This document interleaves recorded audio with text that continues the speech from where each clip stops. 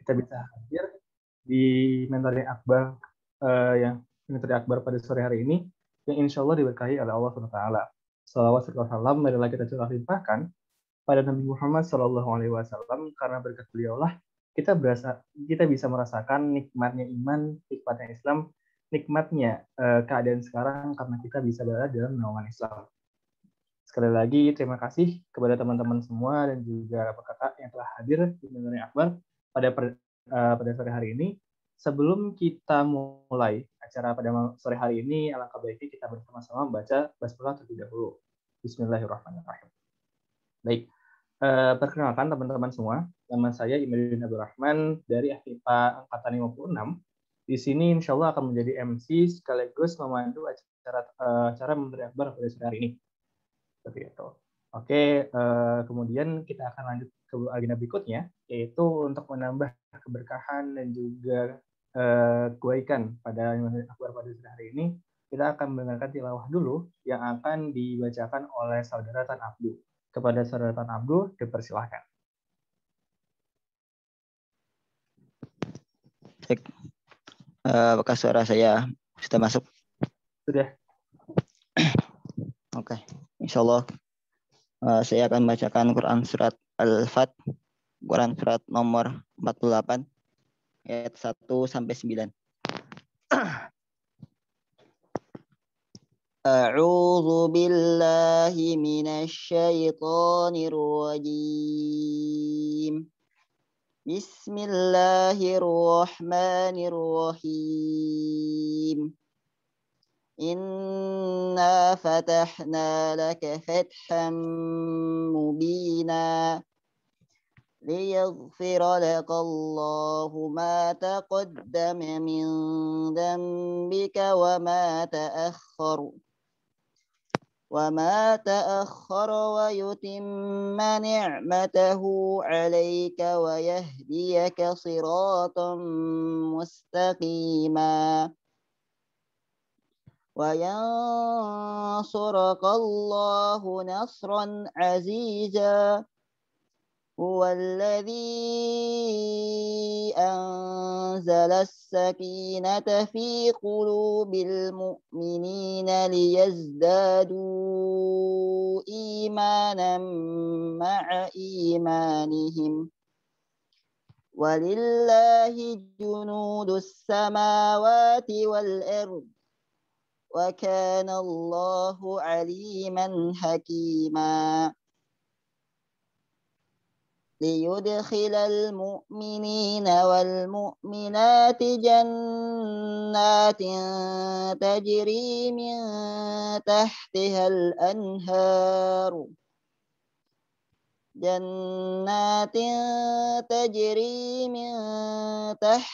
الأنهار خالدين فيها ويكفر عنهم سيئاتهم وكان ذلك عند الله فوزا عظيما ويعذب المنافقين والمنافقات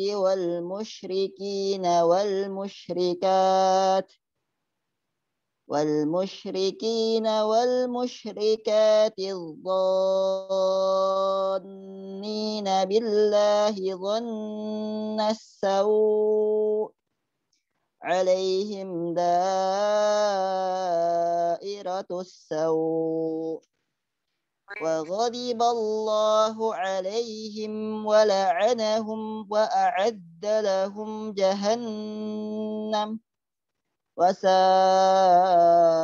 مصيرا ولله جنود السماوات والأرض وكان الله عزيزا حكيما إنا أرسلناك شاهدا ومبشرا ونذيرا لتؤمنون بالله ورسوله وتعزروه وتوكروه وتسبحوه بكرة وأصيلا Sadaqallahul azim.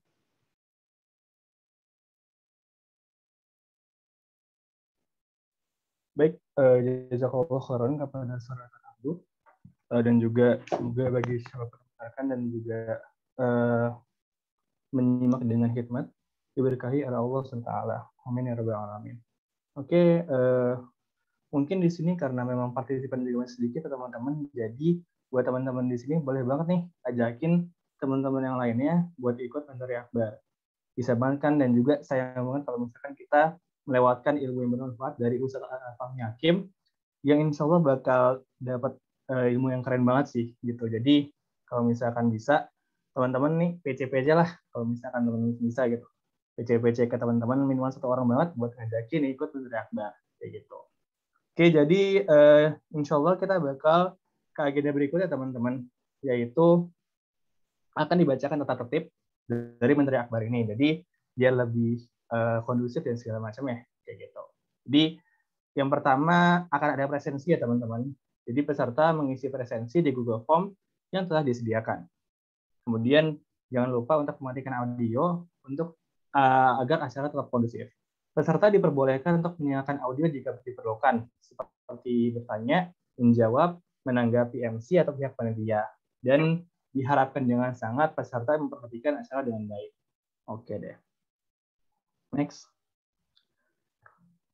Nah, ini juga ada satu yang spesial teman-teman. Jadi akan ada challenge yang menarik nih di Mentori Akbar pada kali ini. Kayak gitu. Jadi ada 2 challenge. Yang pertama ada challenge, yaitu membuat quotes ataupun hikmah yang didapat selama kegiatan Mentori Akbar yang berlangsung dalam bentuk story di Instagram.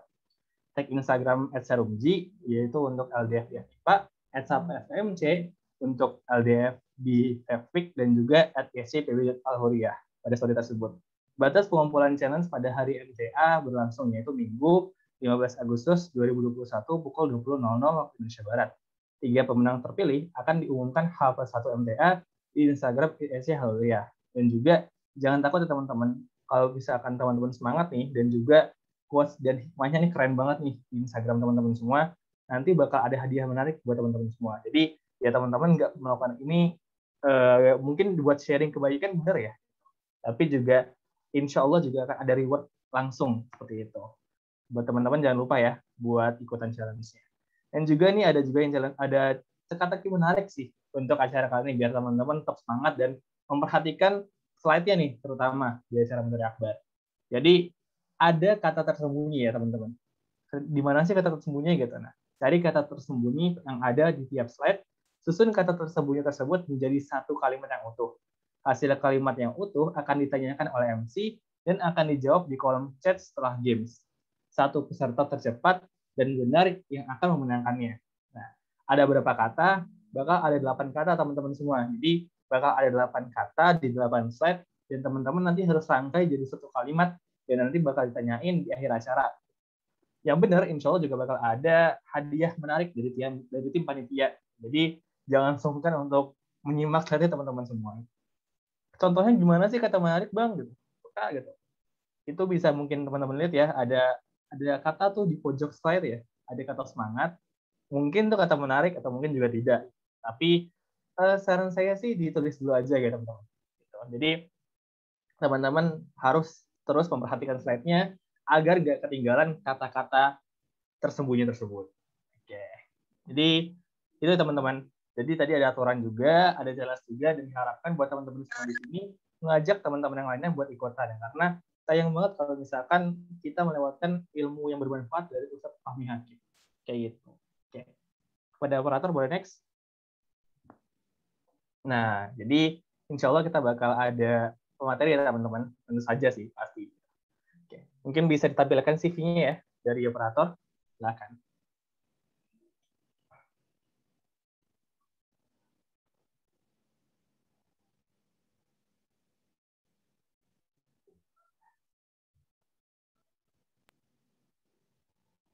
Oke, baik. Jadi insya Allah pemateri kita pada sore hari ini ialah bernama Ustadz Fahmi Hakim.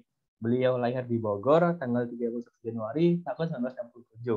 Nah, kalau misalkan teman-teman juga tahu nih, beliau ini merupakan alumni IPB juga, angkatan 41. Dari Pahutan, Departemen KSHE.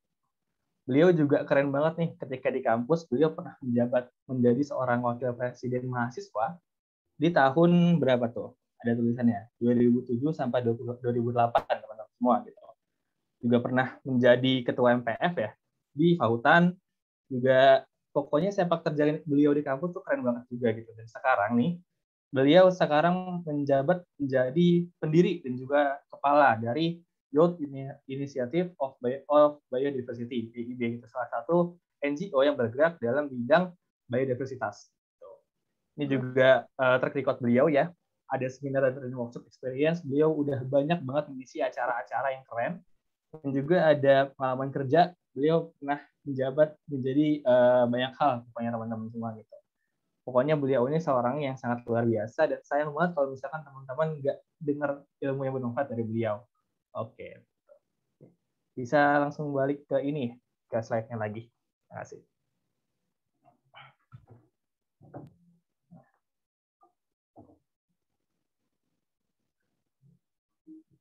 Oke, kebetulan ya Ustadznya juga udah hadir ya ternyata. Assalamualaikum Ustadz Fahmi. Waalaikumsalam warahmatullahi wabarakatuh. Ya, gimana kabarnya Ustadz? Alhamdulillah sehat. Sehat semua. Alhamdulillah sehat Ustadz. Terakhir tuh kita ketemu di kampus, lumayan lama sih Ustadz ya. Pas sebelum corona banget. Imat tuh angkatan berapa ya? 56 Ustadz. Oh, 56 ya. Oh iya di Alhur ya. Iya di Alhur pas di Alhur kita juga. Rahman pas itu sempat sharing sih saat ya gimana bergerak di kampus itu kan. Sekarang kesibukannya apa Ustadz? Masih di IB apa gimana Ustadz? Sekarang sih ini ya jadi konsultan di UNDP Jakarta. Cuman saya ditempatkannya untuk membantu Kementerian Bappenas. Oh, di Kementerian Bappenas. Perencanaan Nasional. Oh iya. Sehat ya Ustadz, keluarga juga sehat? Alhamdulillah sehat. Alhamdulillah. Pada sehat juga semua. Oke, amin ya rabbal alamin. Oke deh. Oh iya, sebelum ini mulai nih materinya dari Ustadz Fahmi juga yang seperti tadi saya bilangnya teman-teman ada kata-kata menarik nih di slide. Kalau diperhatikan ya, itu ada kata menarik juga tuh bisa teman-teman catat. Oke deh. Baik, insya Allah kita bakal langsung ke materi teman-teman. Di sini diharapkan teman-teman semua mendengarkan dengan seksama dan dicatat kalau misalkan teman-teman mau, karena ilmu yang dicatat itu adalah ilmu yang abadi. Jadi kita mengabadikan ilmu dengan cara mencatat dan insya Allah itu tidak akan lekang lepas oleh zaman. Oke deh, langsung aja insya Allah saya akan berikan forum ini kepada Ustadz Fahmi Hakim. Kepada Ustadz Fahmi dipersilahkan. Baik, bismillahirrahmanirrahim. Assalamualaikum warahmatullahi wabarakatuh. Waalaikumsalam warahmatullahi wabarakatuh. Alhamdulillahirabbil alamin. Alhamdulillahilladzi alafa baina qulubina fasbahna bi ni'mati ikhwana. Asyhadu an la ilaha illallah wahdahu la syarikalah wa asyhadu anna Muhammadan abduhu wa rasuluhu la nabiyya ba'da. Rabbi shrah li sadri wa yassir li amri wahlul 'uqdatam min lisani yafqahu qawli. Rabbi zidni ilman wasni fahman. Teman-teman semua yang dimuliakan Allah Subhanahu wa taala, senang banget bisa ada hadir walaupun nggak langsung ya. Bisa ada di hadapan kawan-kawan untuk bisa sama-sama diskusi sebenarnya. Tapi sebelum kemana-mana mau disclaimer dulu nih. Jadi ini sebenarnya bukan ranahnya saya sebenarnya gitu ya, tentang fikih gitu ya. Kalau tentang kehutanan atau tentang konservasi bolehlah kita tanya-tanya gitu ya. Kita nongkrong sampai pagi boleh terkait itu. Ini kita ceritanya sama-sama belajar. Kebetulan saya bisa membaca lebih dulu, tahu lebih dulu gitu ya. Kalau emang ternyata nanti ada yang bisa kawan-kawan berikan tambahan atau ada yang dikoreksi, jangan ragu-ragu, sampaikan aja gitu ya. Insyaallah. Alhamdulillah, alhamdulillah, segala puji bagi Allah Subhanahu yang memberikan kesempatan kepada kita untuk bisa ketemu lagi di kesempatan yang insyaallah Allah muliakan ini. Selawat, dengan salam dilimpahkan ke hadirat dan salam keluarganya, sahabatnya, dan insyaallah kita yang senantiasa menegakkan kalimat Allah yang akhir zaman. Teman-teman semua, saya dikasih waktu sampai jam berapa nih kira-kira, Kang Iman? Oke, kurang lebih 45 menit Ustaz. Iya. Nanti saya akan ingatkan. Siapa? Nah, jadi ini terkait dengan hukum sholat atau tata cara sholat atau fikih sholat kalau misalnya kita bisa katakan demikian begitu ya. Namun sebelum ke sana, lanjut dulu, benar? Lanjut. Ya. Jadi ada beberapa bagian yang coba akan saya sampaikan. Yang pertama adalah hukum dan keutamaan sholat serta hukum orang yang meninggalkannya. Terus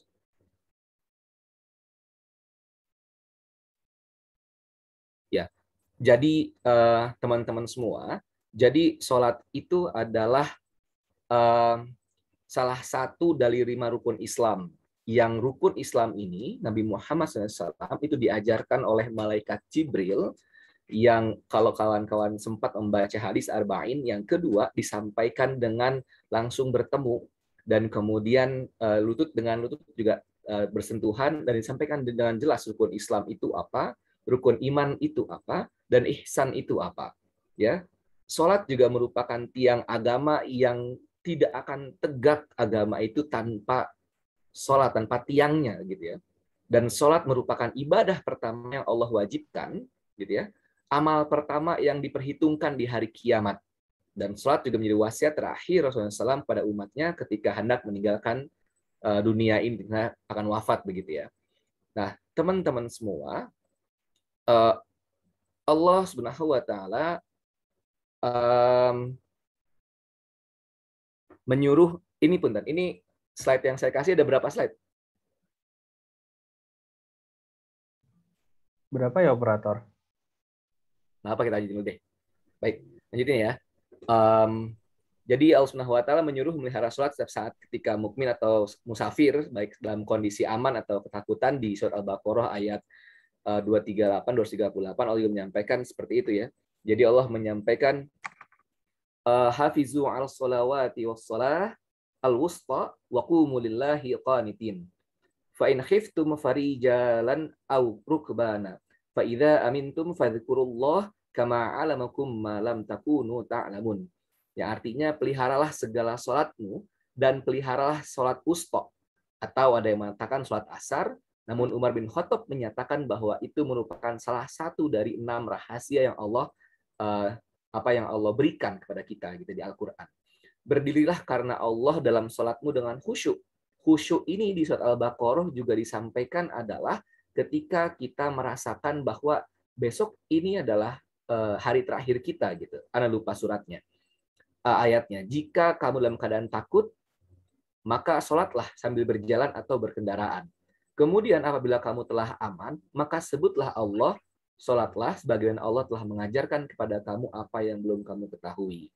Nah, teman-teman semua, kemudian di surat An-Nisa juga Allah menyampaikan dengan jelas bahwa sebagaimana Allah telah menjelaskan cara sholat di waktu perang, yang menegaskan maksudnya adalah mau lagi santai, kita mau lagi sibuk, bahkan sambil perang aja, sholat itu nggak bisa kita tinggalin gitu ya. Nah, itu menjadi hal yang penting untuk sama-sama kita pahami. Lanjut. Terus.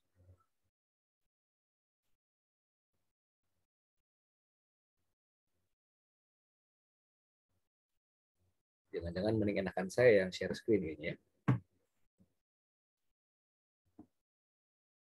Oke.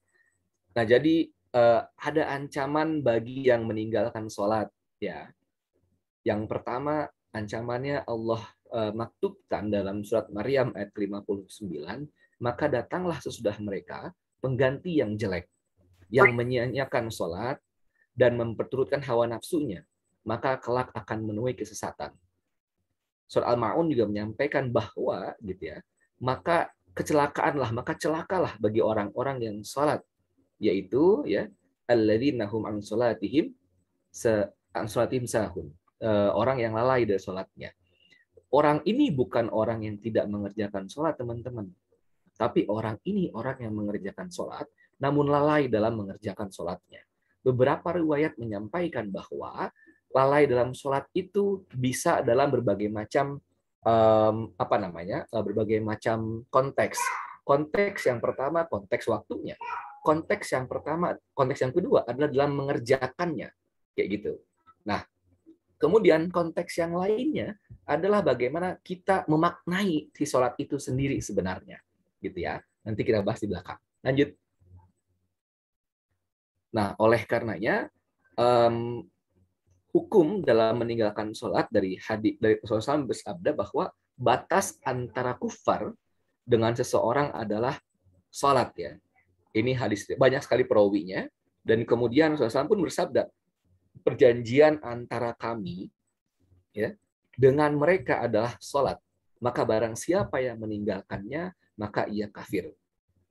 Lalu kemudian Nabi SAW pun juga menyampaikan, para sahabat Nabi Muhammad SAW tidak pernah menganggap amal yang jika ditinggalkannya menjadi kafir selain sholat. Ya. Dan ini sudah banyak perawinya dan sahih, insyaallah. Jadi hukum meninggalkan sholat itu sama seperti kita menanggalkan syahadat kita. Yang kita beruntung sebenarnya bahwa kita menjadi seorang muslim ketika kita lahir. Gitu. Tapi kita bisa mendapati bahwa banyak orang yang juga tidak beruntung seberuntung itu, gitu ya, seberuntung kita. Gitu. Nah, sholat itu menjadi hal yang dimana banyak sekali yang mewasiatkan bahwa kum ila sholat. Jadi sholatlah, gitu. Cepat sholat ketika dipanggil, gitu. Nah, kita gimana merespon gitu ya ketika ada sholat itu. Jadi di awal ini kami ingin memberikan pengingatan kepada kita, ya, termasuk juga kepada Kang Imad, gitu ya, kepada teman-teman semuanya, bahwa kedudukan sholat itu buat kita sebagai seorang Muslim itu merupakan hal yang seperti seperti koin yang punya dua mata. Kalau kita sholat, mata yang terlihat adalah kita sebagai seorang Muslim. Kalau kita meninggalkannya, maka langsung ngebalik lagi ke mata yang lain bahwa kita sebagai seorang yang kufar. Gitu. Jadi sesimpel itu, tapi sedahsyat itu sebenarnya dampak ketika kita nggak sholat, gitu ya. Nah, pemahaman seperti ini sebenarnya kita semua udah dapat banget dari zaman-zaman PAUD ya. Kan teman-teman udah PAUD, zaman-zaman saya mah nggak ada PAUD. Tahun berapa saya berarti? Tahun 92 mah ya, belum ada PAUD zaman-zaman itu. Kalau TK mah udah ada, begitu ya. Itu pun udah diajarin sholat, gitu. Kemudian di SD, bukan sholat lagi, setiap sanlat pasti sholat duluan gitu yang diajarkan segala macam, gitu. Nah itu aja terus sampai diulang sampai kita ke kuliah ke MTA juga ada sholat begitu. Dan nanti kalau kawan-kawan punya adik juga, dan mungkin kalian sudah punya adik yang diajarkan sholat, hayu gerak sholat dan segala macam. Karena saking begitu gitu, bukan karena budaya ya, bukan karena diajarkan oleh orang tua. Tapi karena maknanya itu sangat dalam sampai memisahkan antara siapa yang muslim, siapa yang bukan muslim. Clear enough untuk itu. Bagi kami yang pernah merasakan bagaimana kita tinggal di luar negeri, gitu ya, itu juga bisa merasakan betul bahwa orang itu muslim atau tidak muslimnya adalah ketika sholat. Bahkan orang Turki, kemudian orang teman-teman yang di Eropa, ketika kemudian dia tidak pernah sholat gitu ya, kita juga ragu nih orang masih Islam atau bukan. Tapi ternyata pada saat sholat Jumat doang dia datang gitu ya, syukur berarti masih Islam. Terus kemudian pada saat sholat Idul Adha atau kemudian sholat Idul Fitri dia sholat, kelihatan ketahuan masih Muslim. Dan kita ya mungkin di batas itulah gitu kemampuannya dia gitu ya, sampai di situ begitu. Gitu. Nah, pernah ada pertanyaan juga dari teman saya gitu ya, Hakim Sang, kalau saya sholat berarti saya sudah muslim dong kalau begitu. Pertanyaan yang bagus dari teman saya sih ya, kebetulan teman saya itu perempuan, orang Jepang perempuan, dia kebetulan belajar sholat, terus kemudian dia nanya kalau misalnya saya sudah sholat berarti saya sudah muslim dong kalau kayak begitu. Nah terus panjang lah ceritanya gitu ya. Nah inilah yang kemudian ingin saya sampaikan di awal-awal sebelum kita menghantarkan tata cara yang fikih 4 mazhab aja berapa ya, 70 sekian saya hitung, ada berbagai macam caranya begitu berbeda-beda. Tapi yang ingin saya masukkan dalam konteks kita training kali ini atau kita pendalaman kali ini adalah teman-teman semua hapunten pisan. Kalau kita muslim, yang kita perlu banggakan pertama kali adalah sholat kita, gitu ya. Dan itulah yang menjadi pembeda kita teman-teman semua, gitu ya. Nah, lanjut. Syarat sholat. Nah, ini baru masuk ke teknis untuk sholatnya. Terus, nah teman-teman semua, dalam syarat sholat, gitu ya, yang pertama adalah tahu telah datang waktunya dengan azan dan segala macam. Kemudian yang kedua, bisa bertoharoh. Mudah-mudahan kawan-kawan sudah mendapatkan materi toharoh sebelumnya. Ya. Nah, karena materi toharoh ini sebenarnya materi awal-awal tarbiyah ya. Lalu kemudian yang ketiga, bersih dalam konteks tempat gitu ya, tidak ada najis di situ. Kemudian bersih dari hadas kecil dan hadas besar, menutup aurat dan menghadap kiblat. Untuk menghadap kiblat ada beberapa klausul berikutnya sebenarnya gitu ya. Ada klausul yang kalau lagi di perjalanan seperti apa, kalau kita lagi di pesawat atau di kapal kayak bagaimana, kalau kita lagi sakit kayak gimana gitu ya. Dan itu memudahkan gitu ya. Itu sangat memudahkan gitu. Sehingga substansi yang harus dilaksanakannya adalah sholat. Lanjut. Rukun sholat. Nah, rukun sholat. Rukun itu apa sih? Rukun itu adalah sesuatu yang kalau kita tidak melaksanakannya, maka tidak sah. Mau itu rukun sholat, mau itu rukun nikah, mau itu misal rukun-rukun yang lain.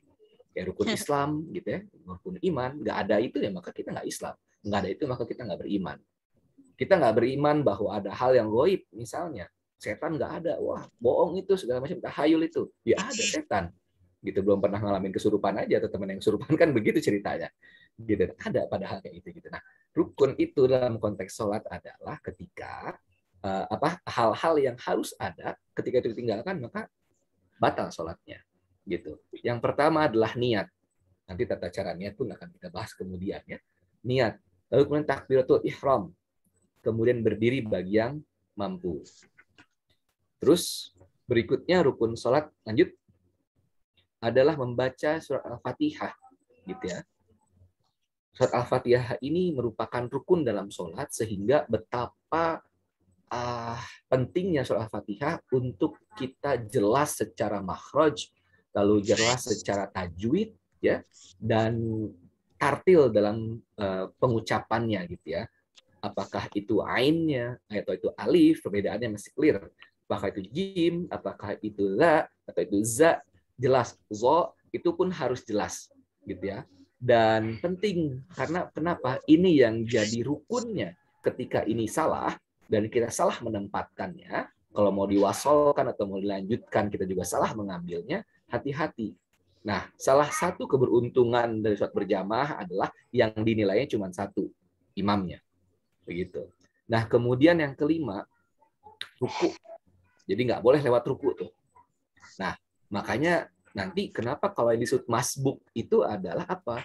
Yang disebut masbuk itu adalah ketika dia kehilangan ruku gitu. Kalau dia masih bisa ikut ruku pada rakaat yang itu, maka dia masih ikut pada rakaat yang dia ikuti. Tapi kalau dia sudah lewat dari rukunya, ikut pada saat sujud atau ikut pada saat i'tidal, maka dia terhitung di rakaat yang berikutnya. Dia harus menambah rakaat yang ditinggalkan, yang ketinggalan gitu ya. Lanjut.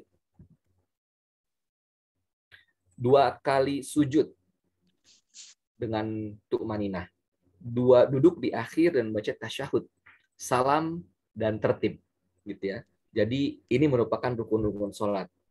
Nah, kawan-kawan mungkin pernah dengar dan pernah lihat kalau misalnya ada sholat yang sholat tarawehnya 7 menit, padahal melaksanakan 20 rakaat ya nggak? Itu kan terkenal banget zaman-zaman Ramadan begitu ya. Dan mungkin mahasiswa lebih senang yang kayak begitu juga dibandingkan di Al-Hur gitu. Kalau ada yang kayak gitu di kampus gitu ya. Dan memang pada faktanya mereka melaksanakan semua rukunnya gitu. Tapi ada yang dia lupakan adalah tertib yang bukan hanya pada sesuai dengan urutan, tapi menjaga kekhusyuan, dia tuh maninahnya gitu ya. Lanjut. Sunnah dalam sholat. Nah, sunnah dalam sholat, lanjut. Yang pertama adalah mengangkat tangan ketika takbiratul ihram, gitu ya. Sehingga jari jempol setinggi daun telinga atau bahu, gitu ya. Bagian dalam telapak tangan bisa menghadap kiblat. Mengangkat tangan ini juga sunnah, gitu ya. Ketika ruku ataupun kemudian bangun ruku, gitu ya. Banyak nanti kita bisa explore terkait dengan kalau kawan-kawan tertarik untuk kemudian mendalami fikih 4 mazhab itu berbicara apa saja terkait dengan masing-masing dari gerakan-gerakan yang memang menjadi khilafiyah atau perbedaan gitu ya. Kemudian meletakkan tangan kanan di atas tangan kiri di dada gitu ya, atau di bawahnya, atau di pusar gitu ya, atau bahkan ada yang nggak sama sekali gitu, dan itu kelihatan biasanya dari teman-teman dari Afrika kayak gitu-gitu. Itu nggak begitu gitu. Kemudian membuka sholat setelah takbiratul ihram dengan doa istiftah atau iftitah gitu ya. Dan doa iftitah ini juga ada beberapa macam sebenarnya gitu, dan kita biasa dengar dari kecil, ada wajah tu wajhi alladzi dan seterusnya begitu. Ada yang mau es krim?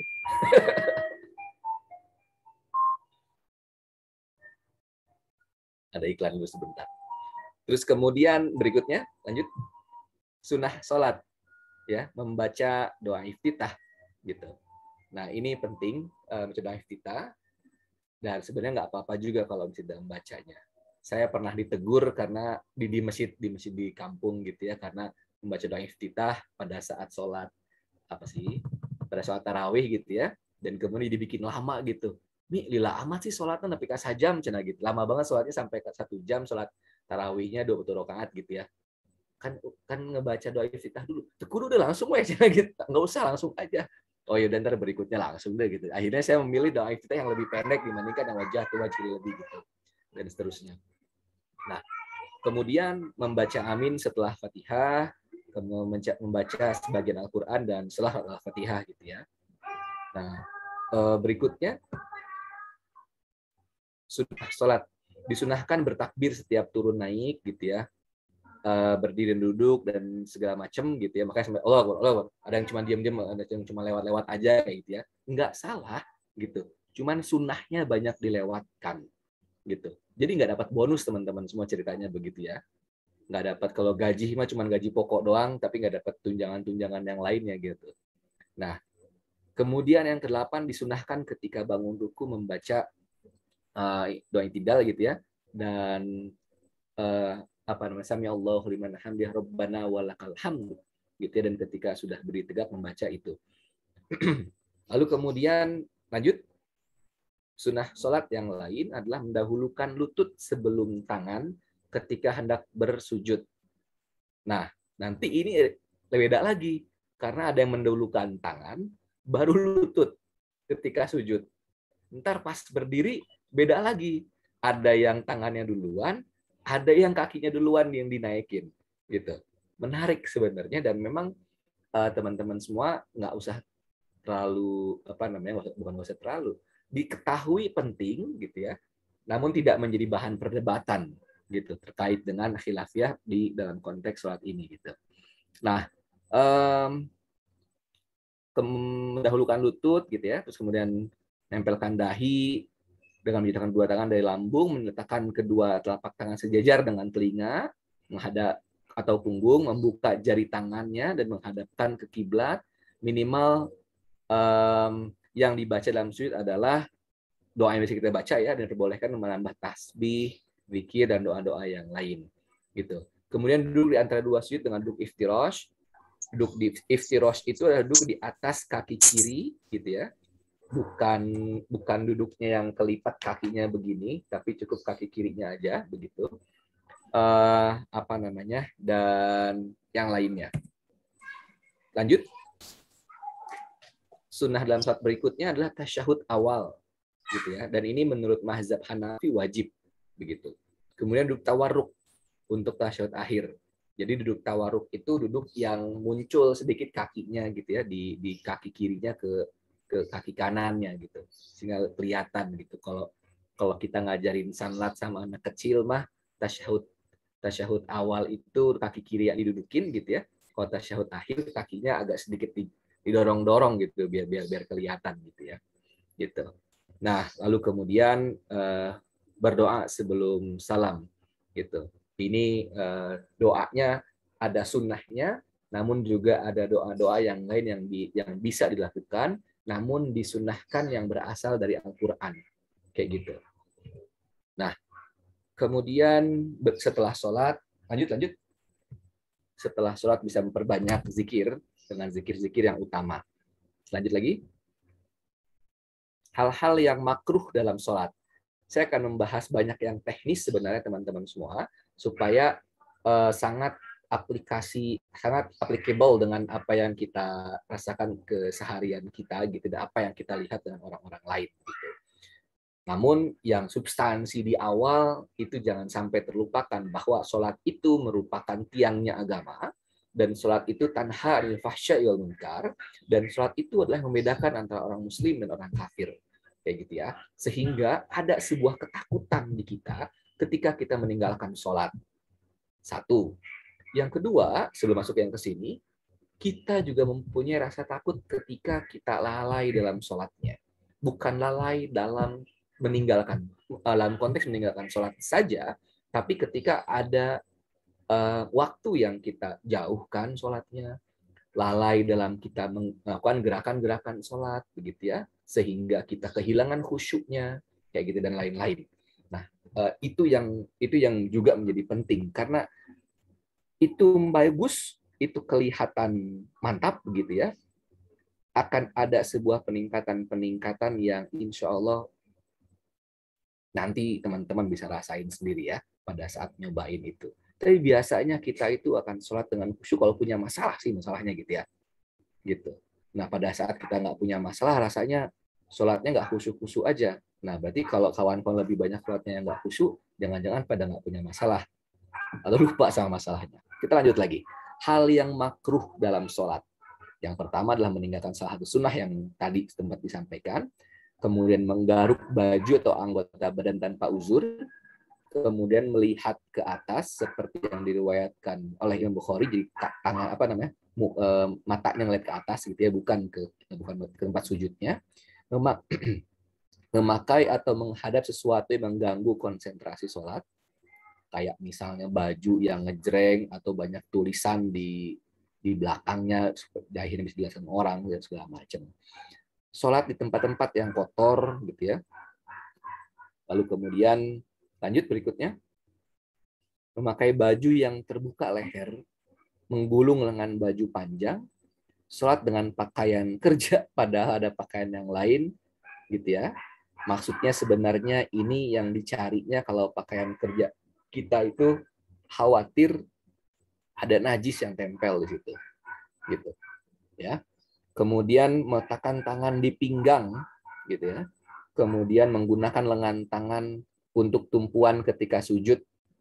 Lengan tangan, jadi sujudnya tangannya lurus begini, yang harusnya kan begini kira-kira ya, cuma nanti tangannya begini, gitu. Sebenarnya saya punya contekan dalam paparan ini yang bisa ada gambarnya gitu, ntar bisa kalau ada waktu bisa saya sampaikan. Jadi karena ini bukan ranah saya teman-teman, saya udah nyiapin gebetan juga sebenarnya kalau ditanya-tanya. Saya lanjutkan. Lalu kemudian berdiri dengan merapatkan kedua kaki, ya, membaca surat Al-Fatihah di rakaat kedua membaca surah setelah Al-Fatihah di rakaat kedua sebelum surat di rakaat pertama dalam urutan mushaf, gitu. Mudah-mudahan paham maksudnya. Kemudian yang berikutnya, sujud di atas tutup kepala yang menghalangi dahi dan tanah. Jadi kalau pakai kopiah gitu ya, itu ketutup semuanya sehingga si dahinya ini nggak nempel ke tempat sujud. Miring ketika sholat, gitu ya. Sholat dengan menahan hadas atau berhadapan dengan makanan. Jadi nahan kentut misalnya atau nahan buang air kecil misalnya, itu lebih baik didahulukan karena akan menghilangkan konsentrasi, menghilangkan khusyuknya. Memanjangkan kain sampai ke tanah ya, dan menutup mulut gitu ya. Ada juga yang menutup mata kayak gitu. Lalu kemudian lanjut, hal yang mubah atau yang boleh dalam sholat adalah lanjut. Yang pertama menangis atau merintih ya. Seperti dalam firman Allah Subhanahu wa taala, Rasulullah SAW menangis ketika sholat. Abu Bakar juga gitu ya. Banyak sahabat Rasulullah SAW yang menangis ketika sholat karena ketika surat yang dibacakannya adalah memang yang surat-surat yang untuk mengadukan kesusahan, surat-surat ancaman, surat-surat yang menunjukkan siksaan Allah Subhanahu wa taala begitu. Menoleh dengan wajah ketika diperlukan saja. membunuh hewan yang membahayakan. Terus lanjut. Iya. Kemudian berjalan sedikit karena ada kebutuhan tanpa merubah posisi dari arah kiblat, gitu ya. Beberapa contoh misalnya kalau lagi sama anak-anak, misalnya akhirnya kita geser sedikit biar anak-anaknya dapat tempat dan segala macam ketika ada kebutuhan tertentu gitu. Tapi jangan jalan-jalan akhirnya gitu ya. Terus membawa anak kecil dengan digendong sambil sholat, ya ini juga pernah disampaikan, pernah juga Nabi Muhammad melaksanakan hal ini. Kemudian mengingatkan Al-Fatihah imam jika kelupaan atau salah dalam membaca. Banyak banget tekniknya. Ada teknik yang berdaham, ada teknik yang langsung menyampaikan perbaikan. Kalau makmumnya perempuan yang ingat dan laki-laki yang laki-lakinya banyak yang lupa gitu, maka bisa dengan tepuk gitu dan segala macam, tepuk tangan maksudnya berkedengaran gitu. Kalau imamnya paham, ya. Kemudian lanjut. Sujud di atas sorban, ya tadi ya, ini dahinya. Lalu kemudian membaca Quran dengan memegang mushaf, ya. Namun saya pernah mendengar dari seorang ustadz bahwa kalau mau memegang mushaf gitu ya, itu sebaiknya bukan sholat fardu, tapi itu sholat sunnah gitu. Nah, kemudian menghentikan sholat karena untuk membunuh binatang yang membahayakan dan lain-lain. Lanjut. Hal-hal yang membatalkan sholat. Lanjut. Yang pertama adalah meninggalkan salah satu syarat dan rukun sholat, gitu ya. Jelas kalau ini. Lalu kemudian makan dan minum yang sengaja, meskipun sedikit, gitu. Lanjut. Sengaja berbicara di luar bacaan sholat, ya. Kemudian yang keempat, banyak bergerak dengan sengaja atau lupa di luar gerakan sholat. Jadi tangannya bergerak kemana-mana, misalnya, dan segala macam gitu. Lalu kemudian lanjut. Tertawa terbahak-bahak, ya. Kemudian salah baca yang merubah makna, gitu. Kemudian makmum yang ketinggalan dua rukun fi'liyah dengan sengaja tanpa sebab atau mendahuluinya dengan dua rukun fi'liyah. Jadi dua rukun fi'liyah itu rukun yang dilakukan, gitu ya. Jadi dia meninggalkan dua rukun fi'liyah itu, gitu. Lalu kemudian mengingatkan bacaan bukan imamnya, gitu. Atau imam membetulkan bacaan orang yang tidak ikut sholat bersamanya, menurut mazhab Hanafi. Jadi karena ngedengar suara apa, gitu, kemudian diingatkan, akhirnya ngomong yang bukan bagian daripada sholat itu sendiri. Lanjut. Tata cara sholat, lanjut. Nah, ini yang masyhur ya. Jadi Rasulullah SAW bersabda, sholatlah kamu sebagaimana aku sholat. Hadis muttafaqun alaih, gitu ya. Dan berikut ini akan kita sama-sama sebutkan amalia sholat secara berurutan dari pertama sampai akhir dengan disebut statusnya fardu atau sunnah. Lanjut. Niat sholat yang hendak ditunaikan fardu. Ya, saya cepat di sini biar kawan-kawan ada pertanyaan secara teknis. Nggak apa-apa, nggak usah malu nanya teknis. Kalau kita sama-sama nggak tahu, saya akan coba cari tahu, nanya sama yang lebih paham ya. Kemudian mengangkat kedua tangan sehingga ibu jari setinggi telinga atau bahu, telapak tangan menghadap kiblat sunnah, kemudian bertakbiratul ihram, lafaznya Allahu Akbar. Jadi ini fardu, gitu ya. Jadi dalam konteks takbiratul ihramnya itu nggak ada yang nggak ada yang memperselisihkan. Jadi takbiratul ihram itu adalah fardu dan itu merupakan hal semuanya sama, gitu.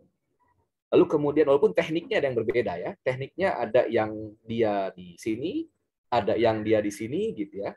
Itu tekniknya. Tapi takbiratul ihramnya, Allahu Akbarnya itu tidak memperselisihkan.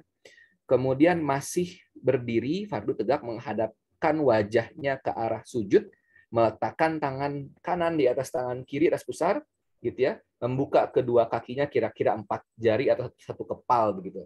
Dan ini sunnah. Kenapa? Karena ada juga yang kayak yang ada di mana? Di perut sebelah kanan atau perut sebelah kiri gitu ya. Salah satu alasannya karena pada saat itu sahabat yang Islam melihat Nabi Muhammad SAW pedangnya ada di situ.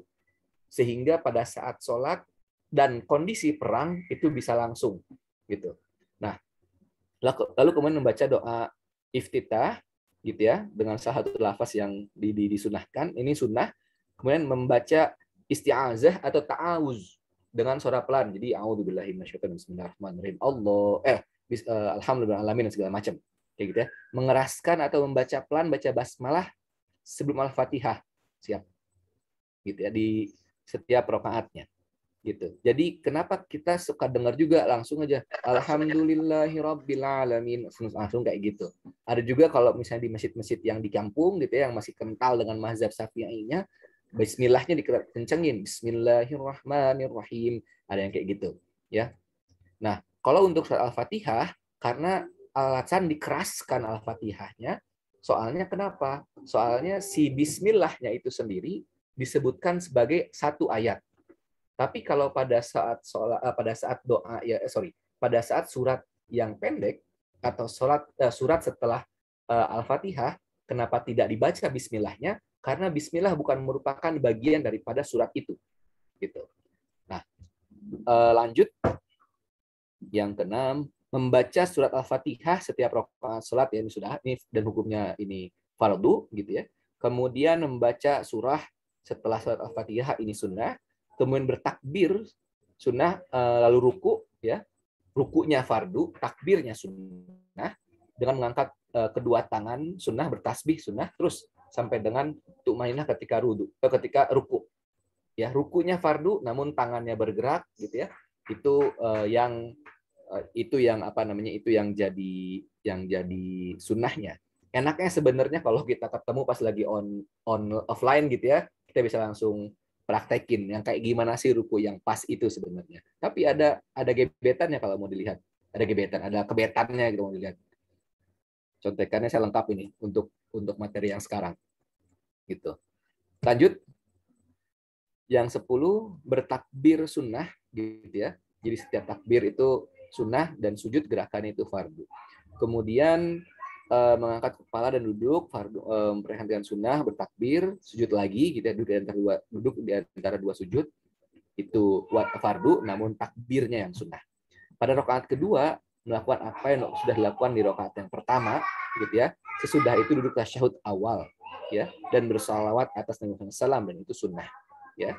Pada rakaat ketiga dan rakaat keempat cukup dengan membaca surah Al-Fatihah dengan dengan apa namanya sir itu pelan-pelan gitu.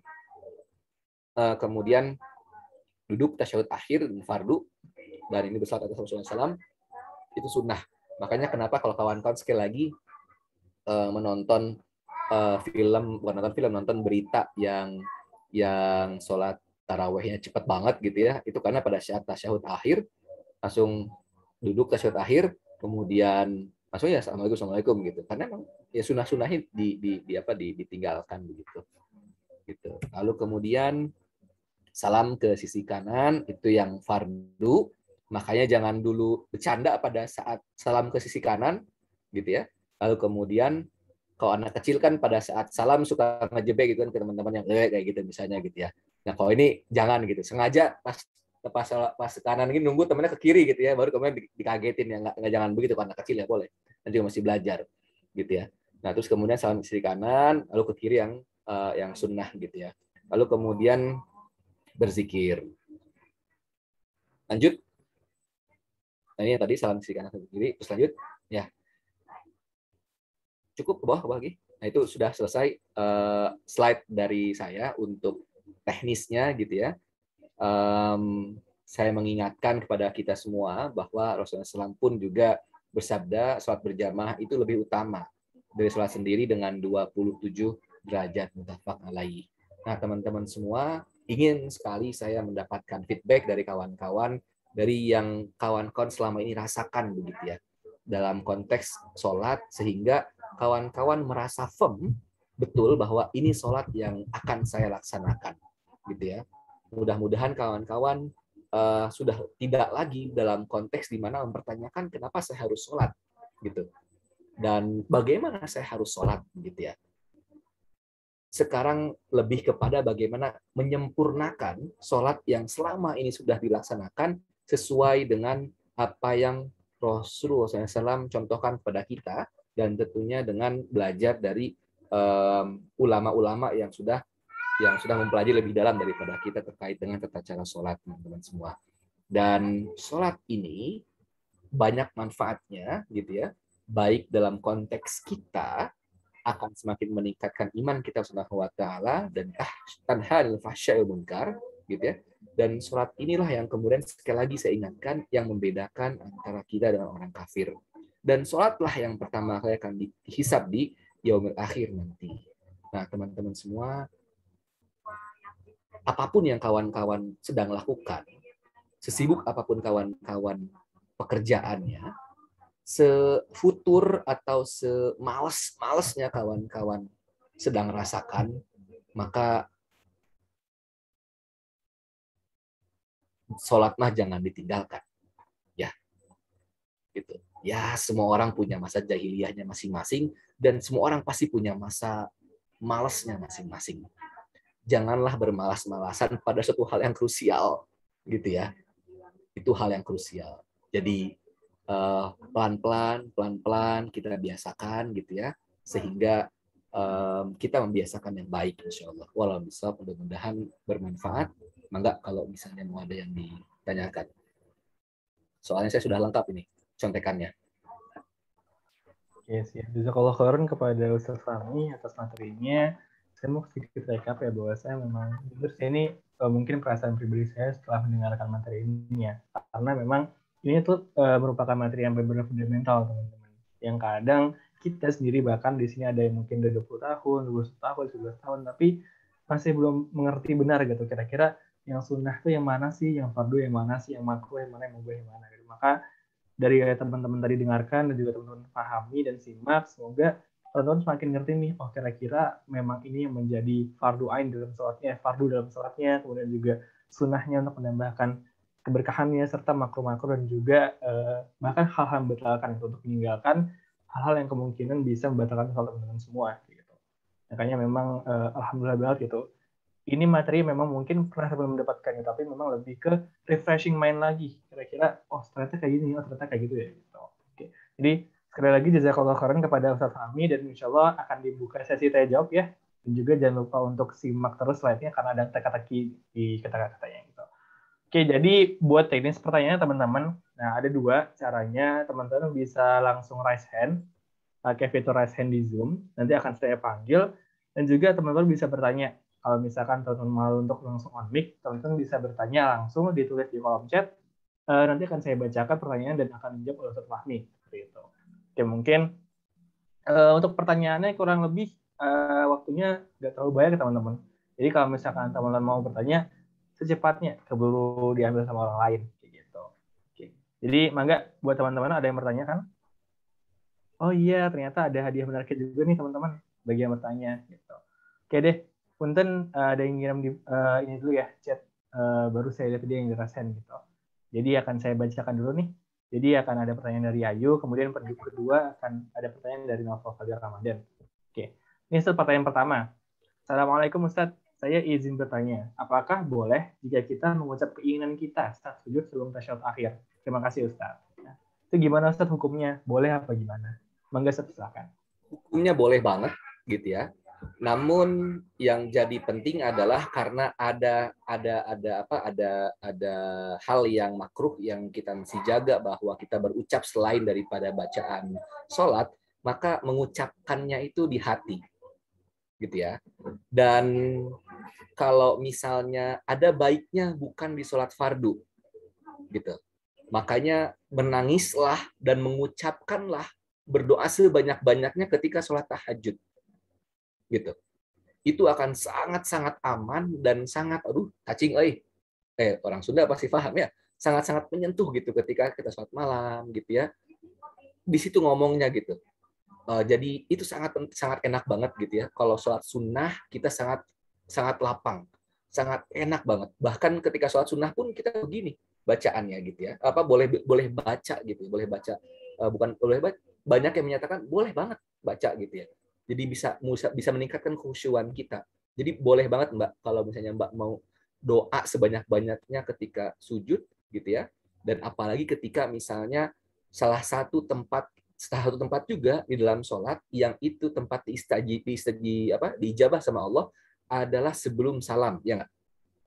Makanya ketika sebelum salam itu doanya adalah Allahumma inni a'udzubika. Kok saya jadi lupa kalau kayak begini ya. Cuman Rasulullah SAW suka mensunnahkan bacanya adalah ya muqallibal qulub tsabit qalbi ala dinik. Saya karena saya orang tua, jadi saya suka tambahin Robbi habli minas sholihin, Robbi ja'alni muqimas shalah. Suka saya tambahin lagi adalah Robbana la tuzigh qulubana, saya tambahin lagi panjang pakai kalau lagi sendirian mah. Tapi kan kalau jadi imam bareng-bareng sama teman sama orang lain pas jadi makmum, kita nggak boleh imamnya sudah salam, kita masih sujud minta doa gitu. Nah, di situ yang makanya kan kita mengikuti gerakan imam ya. Di situ Mbak. Mudah-mudahan cukup bisa dimengerti. Lanjut Iman. Antum yang lead aja ya. Iya, Ustaz. Ya, untuk pertanyaannya akan disampaikan Noval, kemudian Andini, kemudian baru Iwan Jeffrey, baru Dini ya. Oke. Kepada Noval dipersilakan on mic. Baik. Assalamualaikum warahmatullahi wabarakatuh. Izin memperkenalkan, saya Noval dari FKH Ustadz. Saya izin bertanya dua hal ini terkait yang pandemi sekarang ini. Yang pertama itu terkait menutup mulut, tadi saya baca kayaknya mubah atau makruh ya menutup mulut itu. Terus tadi ada tambahan batal untuk Syafi'i. Nah itu bagaimana itu menurut Ustadz gitu hukumnya untuk yang bermasker? Ini tuh. Terus yang kedua berjarak ketika berjamaah, karena sekarang itu kan itu juga menjadi salah satu perdebatan ya Ustadz. Betul. Yang berjarak ketika ini, soalnya ada masjid yang tidak memakai masker, tidak berjarak, dan ada juga yang berjarak sangat jauh.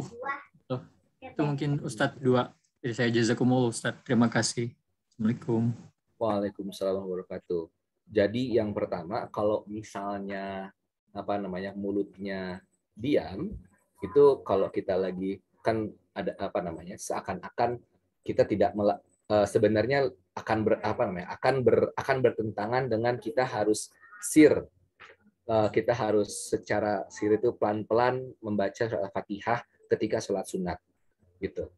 Kita tidak bisa memastikan kita akan membaca dengan baik ketika mulut kita nggak bergerak sebenarnya, gitu ya. Makanya dimakruhkan untuk diam mulutnya ketika kita sholat, apalagi sholat sendirian. Kalau kita sholatnya berjamaah kan itulah untungnya sholat berjamaah, yang akan dinilainya adalah imamnya, gitu ya. Lalu kemudian berikutnya untuk bermasker. Jadi pada konteks dururiyah kayak sekarang gitu ya, walaupun banyak pendapat juga gitu ya, menggunakan masker itu menjadi diperbolehkan gitu ya. Bahwa kemudian ada imam yang menggunakan masker lalu kemudian dia melafazkan, suara terdengar ketika kita menggunakan masker, tapi juga kita masih bisa menggerakkan mulutnya gitu ya.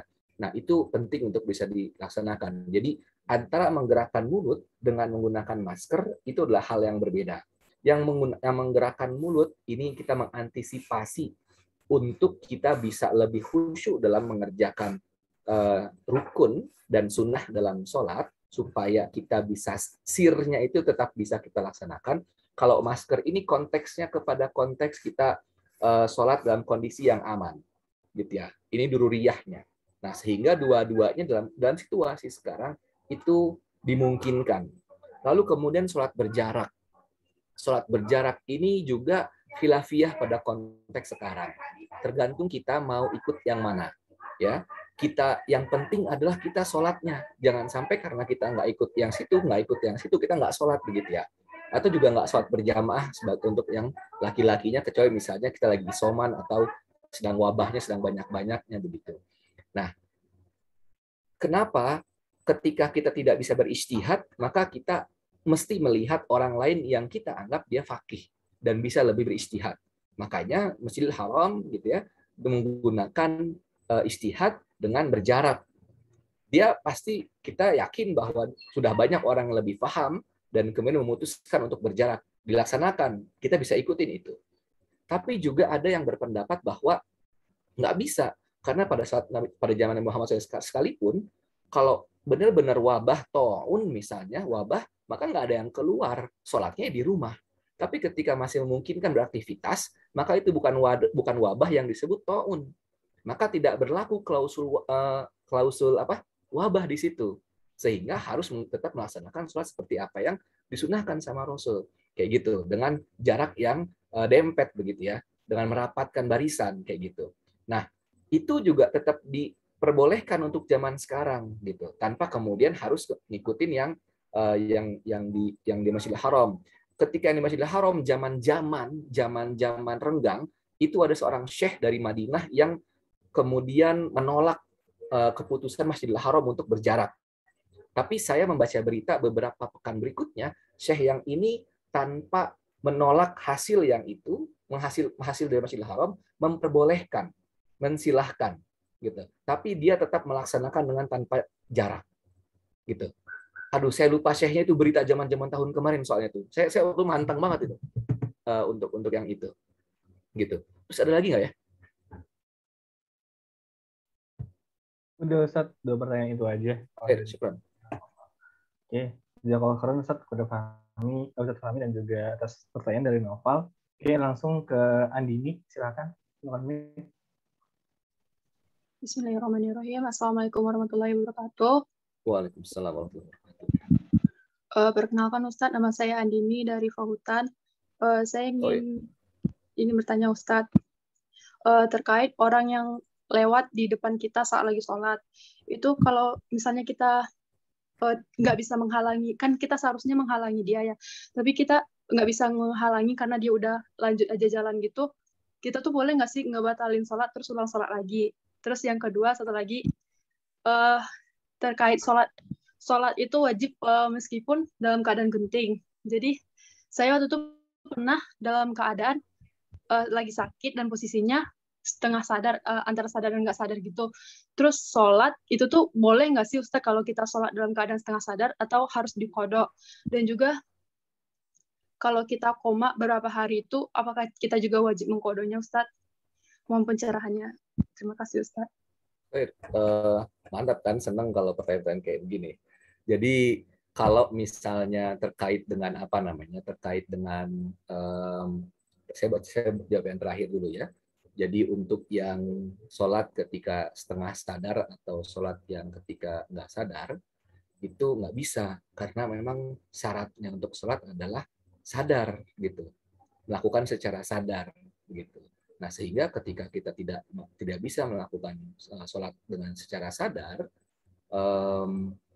maka yang kita lakukan adalah mengqodho, gitu. Makanya ketika kita sholat subuh, gitu ya, lalu subuhnya ketinggalan karena kita bangunnya kesiangan, bukan berarti kita mengqodho subuh, tapi subuhlah ketika kita pas lagi bangunnya, kan kayak begitu.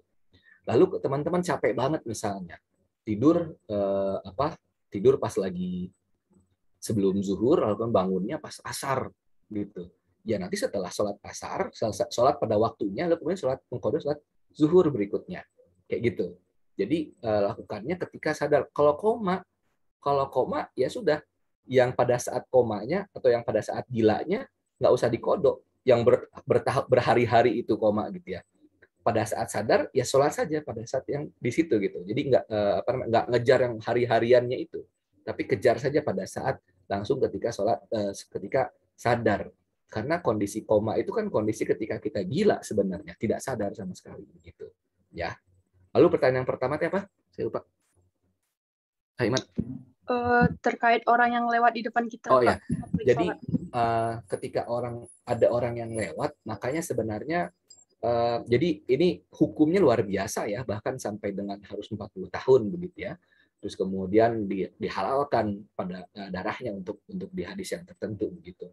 Nah, makanya kalau misalnya kita sudah tidak bisa menjangkau dia, gitu ya kan, kalau anak kecil ada yang dikedepanin aja tangannya kayak begini gitu, atau kita pakai sutroh, atau kita pakai sesuatu yang memang menjadi sutroh kayak begitu. Nah, itu lebih baik kalau emang kita nggak bisa lagi nangkal dia masih lewat-lewat aja, yang nggak usah dibatalin, sholat aja terus kayak begitu. Tapi kalau kita masih bisa menghadang dia supaya nggak lewat, itu lebih baik. Bukan saja buat kita, tapi sebenarnya lebih baik buat orang yang akan lewat di depan kita yang sedang sholat, gitu. Nah, oleh karenanya, karena kita lebih mengetahui posisi-posisi itu dan kekhawatiran akan terjadi orang yang lewat di depan kita ketika kita sholat, mencarilah posisi yang dimana terdepan gitu. Siapin sutrohnya kayak gitu. Siapin kalau kita bawa tasnya di depannya kayak gitu supaya orang juga tahu bahwa kita sedang sholat. Pada saat sudah tidak terjangkau ya nggak apa-apa. Biarkan orang itu lewat, kalau nggak terjangkau lagi dengan tangan kita, kemudian kita lanjutkan sholatnya gitu. Nggak usah dibatalkan dan kemudian mukul dia gitu ceritanya gitu. Nggak perlu begitu. Gitu. Wallahu a'lam. Oke, jazakallah khairan kepada Ustadz Fahmi atas jawabannya, dan juga punten banget teman-teman semua, afwan, minta maaf bahwasanya untuk sesi tanya jawab telah berakhir. Jadi mau minta maaf banget buat Iwan Jeffrey dan juga buat Dini Indriani masih belum bisa untuk dijawab gitu. Sekali lagi mohon maaf besar-besarnya. Atau ditulisin aja, nanti saya jawab, saya kirimin ke panitia menghubungi saya gitu. Gimana? Boleh ya. Banget, boleh Ustaz. Ya, jadi gitu mungkin ya. Ini ya, untuk jawab pertanyaan Iwan Jeffrey bisa di DM ke saya di Zoom, nanti akan saya berikan ke pihak panitia juga. Direkap aja punten ya. Oke, siap Ustaz. Makasih banyak Ustaz. Insya Allah saya akan prioritaskan untuk bisa menjawab. Baik, terima kasih. Oke, pertanyaan tadi juga merupakan pertanyaan terakhir teman-teman dalam sesi tanya jawab, dan insya Allah merupakan sesi terakhir juga dalam sesi utama dalam mentoring akbar pada sore hari ini. Insya Allah kita akan lanjut ke sesi berikutnya, yaitu bisa next, Operator. Ya. Pemberian bikisan kepada Ustaz Hafiz. Pemberian bikisan Ustaz. Jadi panitia sudah menyediakan karikatur ya Ustaz. Ada karikatur, ada vektor biasanya. Kalau misalnya vektor kepada Ustaz Hakim, mohon terima Ustaz. Jazakallah khair. Nanti insya Allah akan dikirim juga secara personal. Ya. Gantengan ini daripada aslinya nih. Siap Ustaz. Ya, ternuhun. Oke. Sekali lagi jazakallah khairan Ustaz kepada materi-materinya yang sangat luar biasa. Saya juga berikan reminder saya sih, terutama mengenai sholat dan bagaimana kita bisa meningkatkan kualitas sholat kita untuk lebih naik lagi gitu. Oke. Siap, ternuhun. Kalau gitu bisa pamit ya? Boleh Ustaz, silakan. Dan sebelum tapi ada dokumentasi dulu Ustaz. Bentar. Oh ya, baik. Nah, jadi buat teman-teman di sini yang mau on cam boleh banget nih. Jadi kita abadikan dulu ya teman-teman. Kita abadikan dulu momen-momen bersama kita, bersama Ustaz Fahmi Hakim, karena kita sempat nih dengar materi yang luar biasa dari Ustaz Fahmi. Buat teman-teman boleh banget nih on cam sebentar, kita foto-foto dulu bareng. Walaupun nggak bisa foto di offline ya, tapi nggak apa-apa gitu. Kita foto bareng di Zoom. Boleh teman-teman? Silakan. Ditunggu 2 menit ya teman-teman. 2 menit lama juga. Mantengin mungkin. Emang harus ditunggu saat kan kalau gitu. Siap. Oke. Masih teman-teman, ayo boleh dibuka kameranya. Iya. Kapan-kapan naik dong ke Gunung Gede nih. Oh, siap Ustaz, siap. Background-nya udah itu. Siap. Oke deh. Aneh rasa udah nggak ada lagi ya yang mau on cam. Masih ada?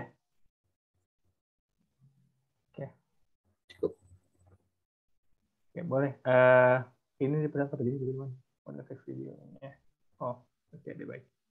Oke, ini Ane yang ngitung ya. Buat teman-teman dari panitia bisa screenshot setelah tangan Ane 1 gitu. Oke. Silakan berpose teman-teman. 3, 2, 1. Cekrek. Ada suaranya. Lagi. 3, 2, 1. Cekrek. Terakhir. 3, 2, 1. Oke, baik. Terima kasih teman-teman semua udah mau on cam ya. Udah kita bersama-sama Ustaz Fahmi nih punya momen-momen bareng lah. Punya ini kalau misalkan ketemu di jalan sama Ustaz Fahmi, Assalamualaikum Ustaz. Ini kita pernah foto bareng nih Ustaz. Sama Safa gitu Ustaz. Kapan-kapan lah bisa ketemu di kampus ya. Insya Allah. Terutama yang Fahutan tuh mungkin pas lagi MPF ya, pas lagi BCR bisa ketemu sama saya nanti. Benar-benar. Bisa nih buat teman-teman Fahutan nih, Fakultas E, sama-sama kami sharing-sharing. Siap. Kontak-kontak aja. Oke, siap. Oke, Ustaz, karena udah dokumentasi juga, nggak apa-apa Ustaz kalau misalkan Ustaz mau undur diri, kalau misalkan ada agenda lain. Jazakallah khairan Ustaz, sekali lagi udah bersedia hadir dalam mentoring akbar pada sore hari ini. Semoga ilmu-ilmunya bermanfaat dan juga kesehatan bagi Ustaz selalu. Silakan, Atur Ustaz. nuhun pisan. Jazakallahu khair. Jaga kesehatan semua ya. Assalamualaikum warahmatullahi wabarakatuh. Waalaikumsalam. Waalaikumsalam. Pamit duluan. Oke, sip. Buat panitia, oh ya buat teman-teman jangan live dulu ya, karena masih ada games dan juga masih ada yang tadi tuh challenge yang teka-teki tadi tuh. Nanti kalau teman-teman ada yang lupa katanya nanti kita bakal reroll dulu slide dari awal, jangan lewatin teman-teman. Oke. Jadi buat games nih gimana ini teman-teman panitia mekanismenya? Oke, siap.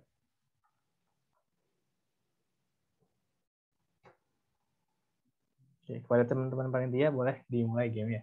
Quizzes kan kawan.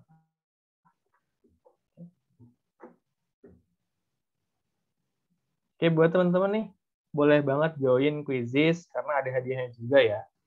Ya, kalau teman-teman lagi pandemi gini, lagi liburan mau bawa foto apa, siapa tahu kan ada hadiahnya gitu. Buat nambah-nambah jajan dikit, boleh banget join teman-teman. Silakan. Ayo, ada 71 partisipan ya, dikurang-kurang dari panitia 60 orangan lah gitu. Oh jadi dong, ayo panitia ada yang mau join nih bareng saya biar asik, jangan sendiri doang. Oke nih, ini teman-teman ya, linknya udah dikirim. Boleh banget langsung join teman-teman. Ada hadiahnya.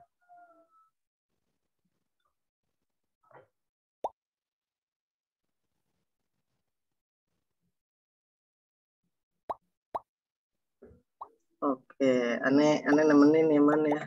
Boleh. Oke. Wih, langsung rame, mantap. Nah kan nih teman-teman join di quizisnya di kolom chat juga udah dikirimin linknya, langsung bisa masuk aja.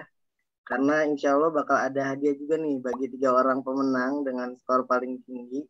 Dan soalnya pun ini gampang sebenarnya gitu ya. Jadi ya lumayan lah hadiahnya juga, bisa buat jajan-jajan. Ya teman-teman kita tunggu lagi sampai jam berapa nih Man? Kita tunggu.